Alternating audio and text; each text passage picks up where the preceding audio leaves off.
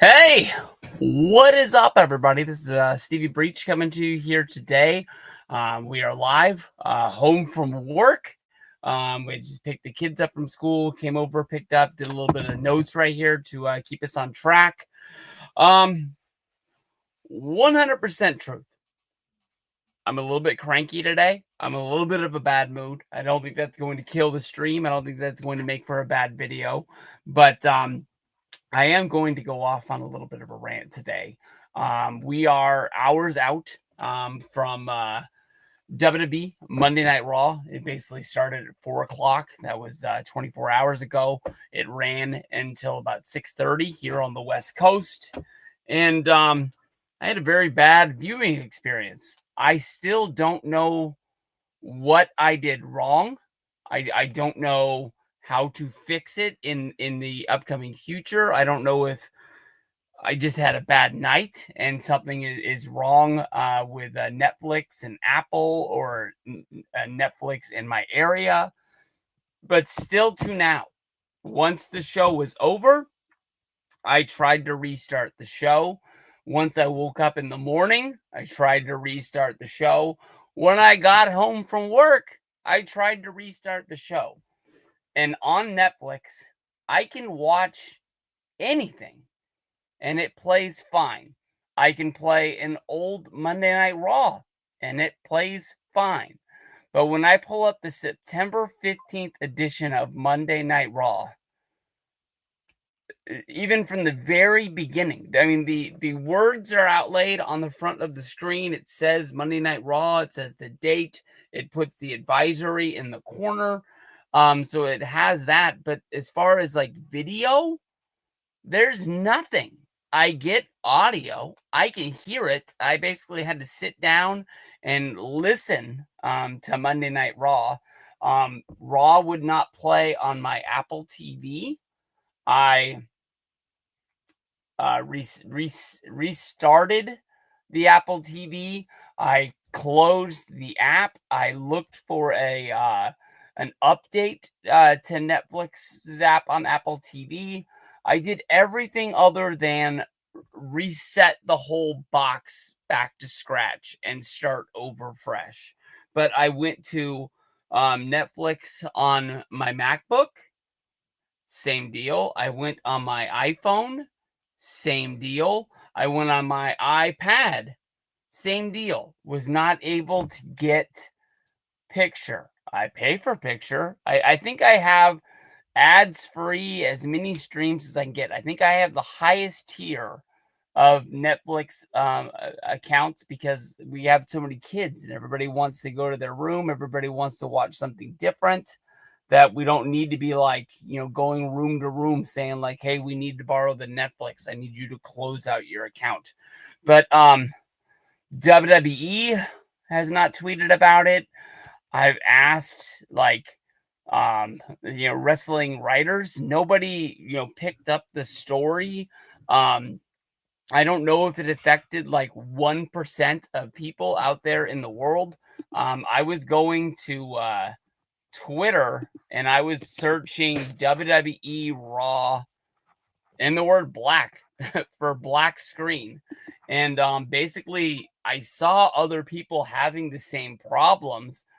I don't know what the root of the problem is. I don't know why they're not putting out an answer to what we could do different. Do I need to buy a new TV? Do I not have the right I don't even know. Like, do I not have like the ability to do stream? Because maybe they upped, the something or something like that. Is it like when you needed a certain kind of graphics card for like when you were building your computer back in the day or something like that? But I was really excited for Wrestlepalooza. You can go back to like a month before this show was even announced, and it was like an underground rumor.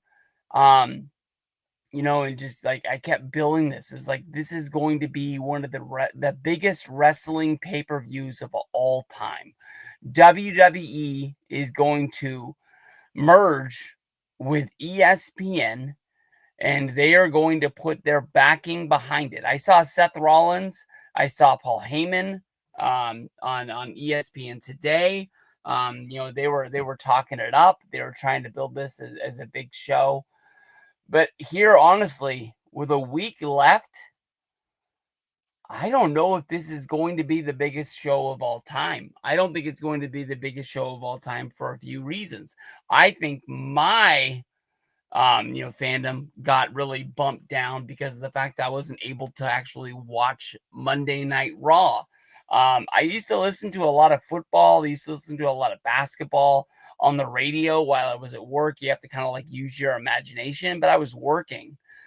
I was home. I was sitting on my couch. I had a whole night planned of trying to, watch Monday Night Raw while I was, watching Monday Night Football.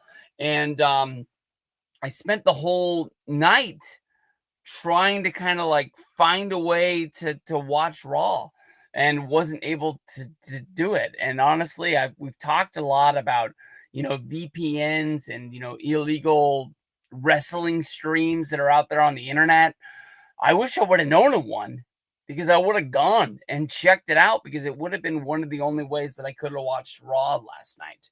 But I was listening to review a Raw from Post Wrestling with John Pollock and Wei Ting today, and John Pollock is honestly somebody that I really like. I kind of find that like the way he watches wrestling and the way he reviews it is a lot like the way that I kind of like watch wrestling and pick up on the things that they say. So, they hit everybody just a little bit different.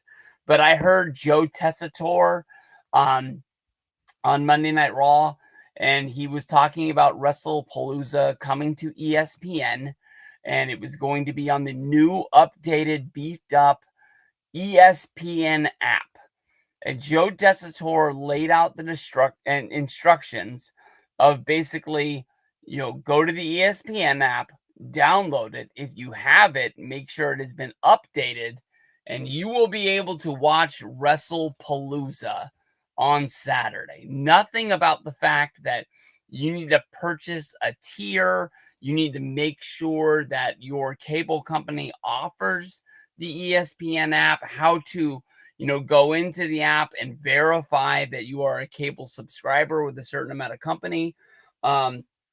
Basically, if you have Comcast, if you have YouTube TV, you're hosed. You need to, go to the ESPN app and you need to sign up and you need to pay them $30 a month in order to watch this show. If there was no go around and there was no way to get this for free, I honestly think that my fandom in WWE, I would pay the $30 a month. I think that I care enough about WWE and I make sure that I watch it, regularly to the point where I'm not missing, shows like I was in 2020 or 2021. I think it's worth it. I honestly do think it'd be worth it. I came from a time when it was the 90s and you were begging your dad for $30 in order to watch the Royal Rumble or SummerSlam. And every once in a while it worked. There were shows that came along that I think were like $24 for the In Your Houses. They might have even have been 20. The In Your Houses, they weren't great. They were basically editions of Raw with like a big main event of like Diesel versus Sid for the WWF Championship. And as time moved on and WCW got better, and there was more competition, the In Your Houses got better to the point where they phased out In Your House and just made them normal pay-per-views. But I don't know, $30 a month for WWE, one night.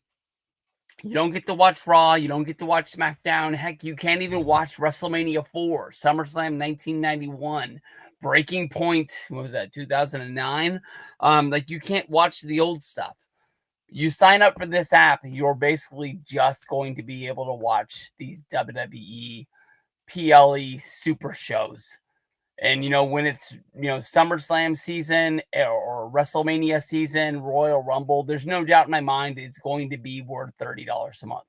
there are pay-per-views like in between big shows that they have to leave you on a cliffhanger. They have to leave you on a point of like you want to watch Raw next week. That's how they keep us, going. We've been watching wrestling for a long time.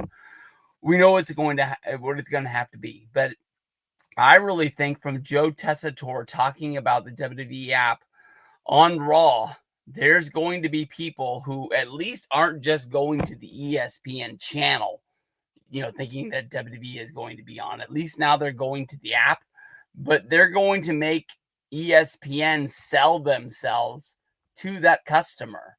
But I think that those customers are going there thinking that they're going to watch WWE for free. And if they don't have one of the 4 companies like Hulu Live TV or I think one of the actual the sports anchored ones, Fubo, something like that, they have it. But the where the bulk of America is with YouTube TV or Comcast, we don't have deals. YouTube TV's ESPN deal isn't up until December.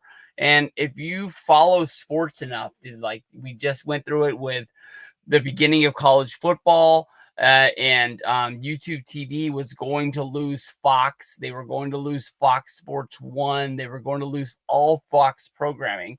They had to come to a deal at the very last minute. It's going to be the same thing with ESPN. ESPN wants to anchor into the deal that this ESPN app is going to be included. I think one of the big things that they want is everybody that is a subscriber to be paying for this in a way that they don't realize that they're paying for it. In the short term, I think we're gonna have to do what we have to do, and what I'm going to do is I'm going to unsubscribe from YouTube TV. I'm going to go over to Hulu Live TV. I'm going to set up an account and be off to the races. I want to be able to make sure I know it works before Saturday. I don't want to be this like a game time decision. I was trying to get that day off to make it a big day. But almost everybody that works for me needs the day off as well. So I'm going to be going in, getting off and coming home. But I just want to know that I can just push the button, ESPN app, pull it up, and let's roll. But we got 5 matches on this card. And I'll say honestly, this show did not put up what I thought it was going to do. I think that honestly 2 weeks ago, I picked the card. Cena Brock, AJ Punk versus Becky and Seth, EO versus Stephanie Vaquer, Braun Breaker, Bronson Reed versus the Usos, and Drew McIntyre versus Cody Rhodes. But I thought that I was going to care a little bit more about these matches. Second pay-per-view in a row. This is very Monday Night Raw heavy.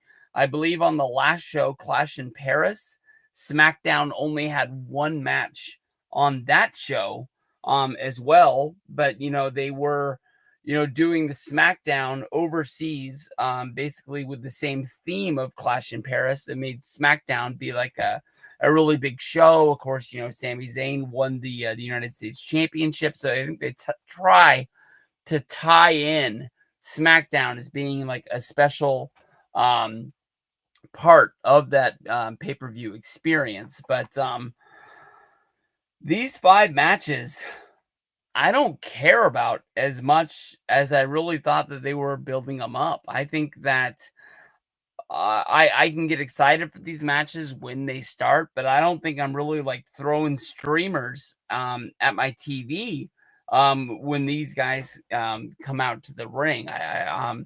You really look at John Cena's retirement, we're getting really close to the end here. As of right now, the only bookings that are public for us to know about is Wrestlepalooza is going to be on Saturday.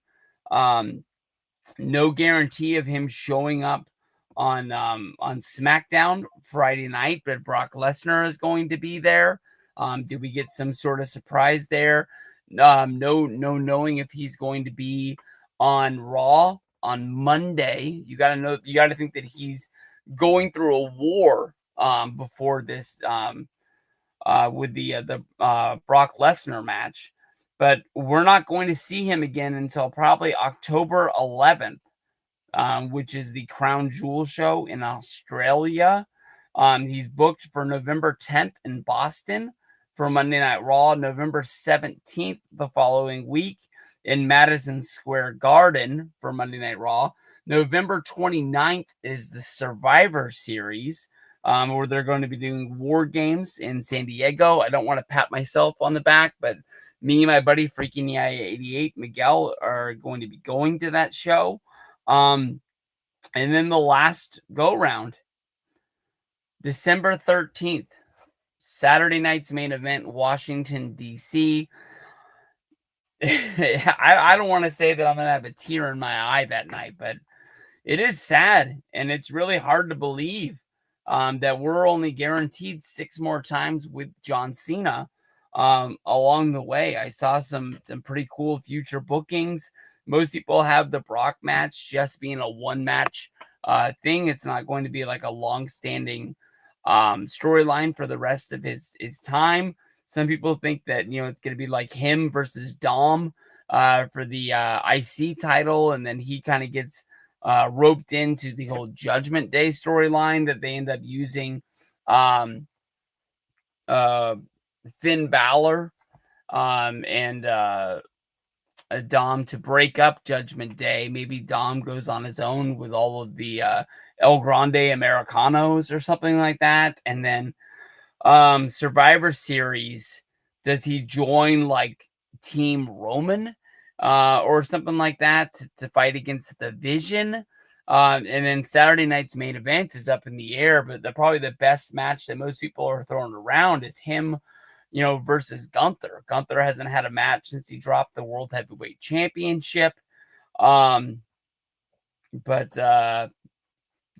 he's got to be coming back sooner than later. And that's kind of like a dream match that a lot of people put down that they wanted to see. There's a lot going on in WWE as of right now. I mean, LA Knight has really been like a main event guy on Monday Night Raw. Where does he fit into this whole deal? Do we see him, or basically does he like take the night off in order to keep his storyline going on Monday? But he's really into a lot of stuff right now. Yeah. And I'm really not quite sure what's going to be going down, but we'll just go through the show match by match. Not a lot to really talk about here. We've been doing a lot of talking to get here.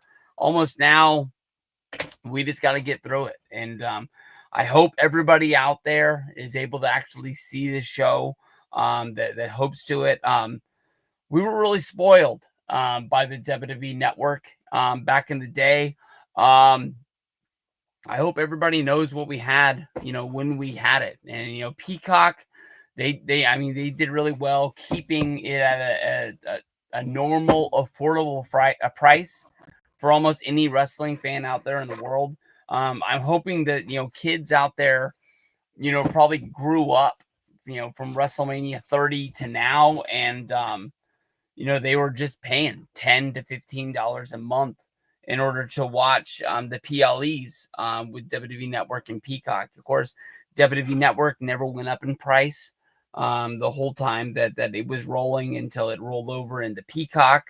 Peacock, I hope they got the people out of it that they wanted to sign up. I don't know if they had like a first refusal to ESPN, when they got the offer to try and match, but I don't know. We don't even know where the classic stuff's going to go, or the NXT stuff is going to go. So there's a lot of stuff, up in the air about what's going to be going on.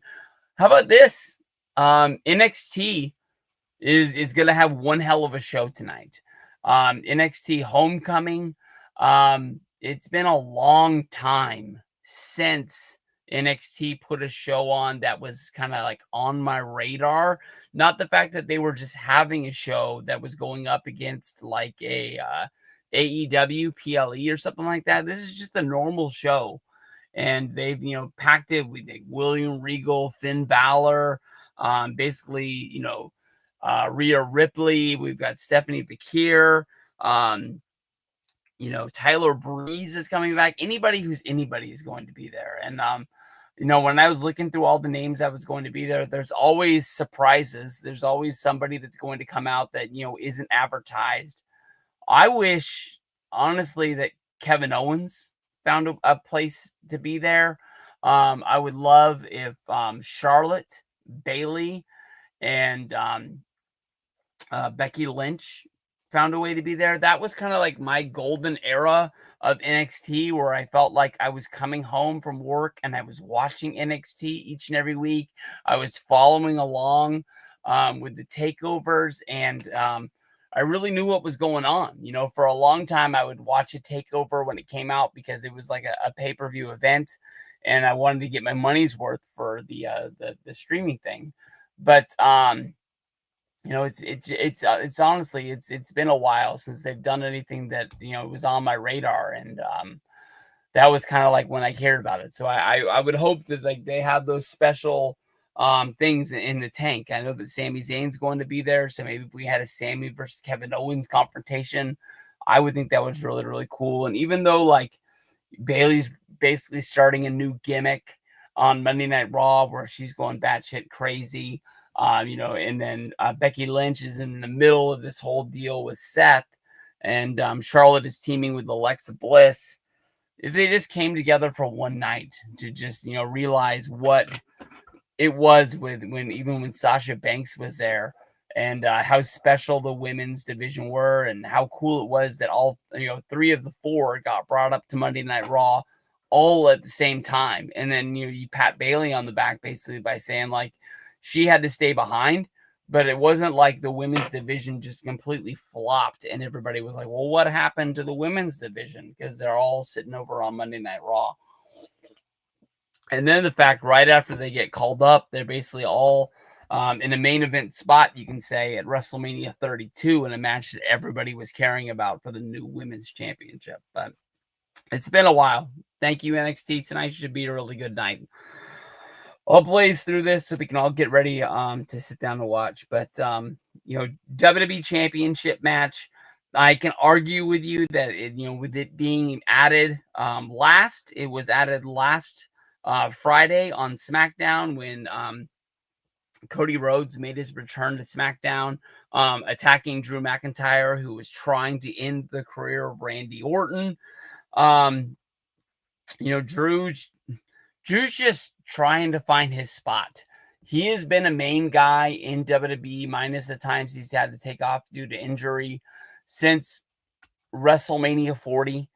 And he just hasn't had a time to actually be the champion. But he's always kind of been like one of the main guys, whether if he was doing his thing with CM Punk over on Monday Night Raw. But on SmackDown, he kind of really hasn't found his footing, since he's really been over there. And maybe it's the point that I just am not giving SmackDown 100% of my attention. It is the one show that is not shown live. Basically, everything is tweeted out on my account before it actually airs here in Sacramento. It's one of the reasons why I would think it would be so cool if I figured out this whole VPN deal and just like watched a live, East Coast stream that's going on out there. But I'm going to be picking Cody Rhodes to get the win here. I think that they did what they had to do to get Cody onto the show. If you remember the WWE Unreal show that was on Netflix, he was really in episode 1 trying to find a spot for him on the first Monday Night Raw. He was the WWE champion. He was a SmackDown guy, but he was, such a big part of WWE that, he really wanted a spot. And they kind of just gave him sitting out in the crowd, drinking some liquor with a Rock in the back. And, nothing revolved around storyline. It just happened that we got to see him, in a suit with the WWE Championship. He was trying to do something with John Cena, where, a whole bunch of heels would come out and try and attack Cena. It reminded me if they would have done it to the Raw 1000, where like basically like 3-man band came out and attacked Undertaker and Kane for no apparent reason, and they fought everybody off. I think they just wanted a moment of Cody and Cena uniting against everybody, and it would be like kind of like the changing of the guard, even though it's the last year of John Cena in WWE. I don't really see a whole lot in this match for the one reason is I think Cody is here for the night. I think Cody is going to beat Drew McIntyre. Cody is going to have to go back and do his whole Street Fighter thing, and then we won't see him back in WWE more than likely until the Street Fighter movie is in post production, and we'll at least have him for the Blitz until he's got to go out and promote the damn thing. Braun Breaker and Bronson Reed from the Vision are going to be fighting against the Usos. And I thought this was just going to be the reuniting of the Usos for a one-night thing. I always thought with Jey Uso that there was going to be a part where they had to put the tag team back together because the Usos, for years, were the best tag team in WWE. I wanted to see the Usos versus the Young Bucks, the Usos versus the Briscoes. They were kind of like the team that I put up against like what was going on in AEW or Ring of Honor at the time, just kind of like dreaming, what it would be like if they found honestly better competition than what WWE was putting out there with them. They added a little bit of spice to this whole matchup that I did like. Jay and Jimmy, not really on the same page. They're from the same bloodline. They're brothers. They're keeping secrets from each other's. They're, making deals, with other wrestlers because the other guy, their brother, doesn't want them to do it. We saw basically Jay Uso on the phone with somebody, and Jimmy came up and asked who he was talking to, and Jay kept the secret to himself. I think that honestly, we're supposed to believe that Jey Uso was talking to Roman Reigns. And, does that make us think that Roman is still talking to Jay, trying to drift him away from helping other people? Is Roman trying to get Jay onto his team? And at that point, why isn't Roman talking to Jimmy? I mean, does like Roman Reigns think of, Jimmy as, a flat tire? That he's rolling down the wheel with, and he just basically needs to get a new tire put on and keep rolling down the road. I don't know. That's just something kind of to think of. Or is Jay talking to somebody completely 100% different? If Jay was going to turn heel because of the whole Jimmy and LA Knight deal, wouldn't you think that he'd be talking to Bronson, or Seth Rollins? And then why would he be going out there and trying to chase these guys off with a steel chair? I think they got us thinking that something is going on with Jay. But in the back of my mind, I think that when we saw LA Knight lay out Jey Uso with his finisher at the end of Monday Night Raw, I think that was like a smoke screen to make us believe that was going to happen. But I think that is what's really going to happen. I think LA Knight is going to be involved in this matchup. I think he's going to cost Jey Uso and Jimmy Uso this match. I think that Braun and Bronson are going to get the win. And then I think going into Crown Jewel next month, it is going to be LA Knight against Jey Uso. And I think Jimmy is just going to fade away into the background. Io Sky versus Stephanie Vaquer. Of course, this is for the vacant women's championship of Monday Night Raw in WWE because Naomi, she put the title down because of the fact that she was pregnant with Jimmy Uso over there. Maybe that's where Jimmy is going to fade away to. But I really thought that Io was going to run away with this because of the fact that Io was involved in, Adam Pearce, the GM of Monday Night Raw, already granting Roxanne Perez the future #1 contender spot because she had beat Io Sky, even though now we just had Roxanne Perez lose her match on Monday Night Raw.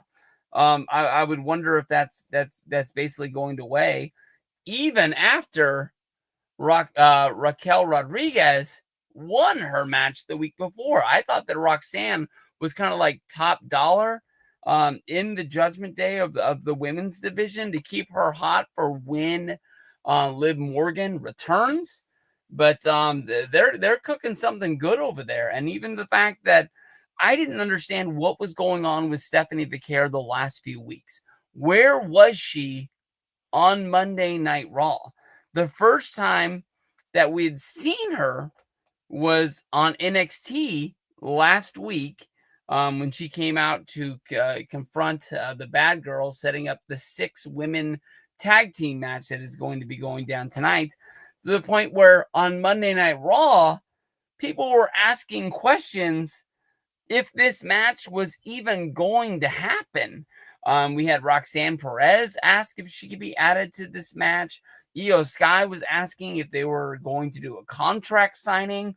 It was like people were making up rumors. It was like, is Stephanie Vicaire injured?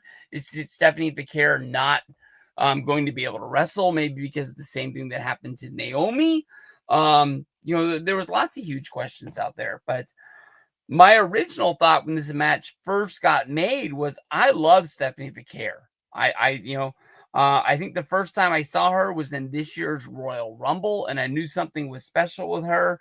I hated the fact that when she got called up to Monday Night Raw and she was wrestling in those tag matches, that was Julia, where Roxanne Perez and Julia kept losing. That wasn't Stephanie Vicaire. Stephanie Vicaire's first match is when she won in order to be added to the Money in the Bank match, the qualifier, and that's when I actually picked her to win Money in the Bank. I apologize. I got her mixed up with Julia. They were on the same sort of timeline in the NXT there. But I think because of everything that's going on in the back right now of, Kairi Sane and Asuka not wanting Io to talk to Rhea, Rhea as well as Nikki Bella trying to step up to Asuka to like set Io free to be her own woman in the division.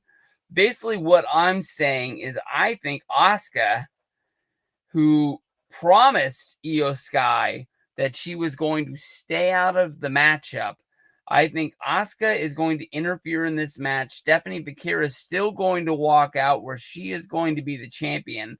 But I think at Crown Jewel, we're going to be forced to set up Asuka as well as Kairi Sane, the Kabuki Warriors. And I'm going to put that against Rhea Ripley, who she's going to be wrestling at Crown Jewel in Australia, her home crowd, and I'm going to be putting Io Sky teaming with her.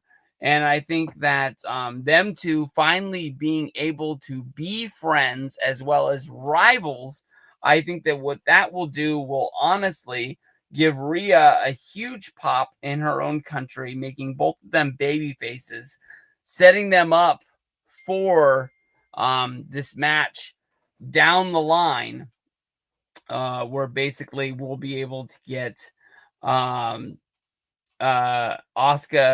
I'm sorry. The final end scene here would be Rhea Ripley versus Io Sky for the women's championship, one way or another, and then finally Rhea will be able to beat Io and put that doubt in her mind that somebody out there is better than her. From there, we'll go to Cena versus Brock. I don't really know what there is to be saying about this match. We know everything there is to say. Basically, Cena and Brock, they've been on the same timeline since they were in OVW, making their debut in WWE in 2002. They wrestled at a pay-per-view for SmackDown at the end of 2002. Brock Lesnar left WWE to go to UFC. During that time period, we had Brock Lesnar left to go to UFC. John Cena became one of the biggest stars in WWE. Once his UFC career ended, Brock came back, attacked John Cena, who was the top dog in the yard at WrestleMania 28, pretty much. We had John beat Brock at his return, but then basically when they put these guys back together, about a year later at SummerSlam and Night of Champions, Brock destroyed John both times. So what doesn't make sense to me is this, this series is 3 wins to 1. Is John Cena getting a win over Brock Lesnar going to make you remember this this rivalry as not being one-sided? Go back and watch Extreme Rules. Go watch SummerSlam. Go watch Night of Champions. Those aren't even fights. Like, they happen in a ring. John Cena gets destroyed in all 3 of those. I don't know if John is going to have to, pull tricks from his old book, like how he took out Umaga and, take the ring apart and basically tie up Brock Lesnar and choke him out in the middle of the ring that way. If he's going to have to, like, pin him on top of the ring steps like he did at Extreme Rules. But this is going to be a fight. Cena needs to win it. I just honestly don't know how he does. And to me, honestly, I don't think it's going to be the main event. But I think it is the biggest match that a lot of people are really talking about. The one thing is AJ Lee and CM Punk against Becky and Seth Rollins. AJ Lee, I think, she got the big pop. I think she got a lot of people on social media looking, and they were really surprised by the amount of people that really, still care about her. But they keep, like, really, I feel like, forcing her down my throat. I thought it was cool that she came back. I thought it was cool that she came back to have a match. But at this point, I honestly really feel like they're treating AJ Lee like she's one of the best women wrestlers in WWE. She struck a chord at the right time. I think she connected with a lot of wrestling fans out there. And I think a lot of wrestling fans that started watching women's wrestling connected to her because she was really good at that point. Honestly, in my mind, I don't know how many wrestlers. But like Charlotte, Trish Stratus, Sasha Banks, Becky Lynch, Bailey. There's a lot of women on my list that I would put higher. I think it's cool when people come back to wrestling, but like even like Summer Rae, she tweeted out today that it was time to come back home. And I honestly think that there's just so much money out there in wrestling these days because of all these big deals with Saudi Arabia, ESPN, that I think it's just the time, the best time to come back and make the big buck. But that's who I'm picking in this match. Is I think AJ and Punk to beat Becky and Seth. But the only problem is, like, where do we go from here?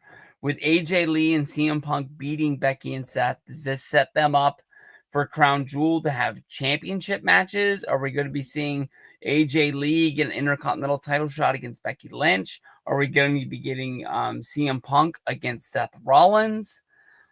I would guess so.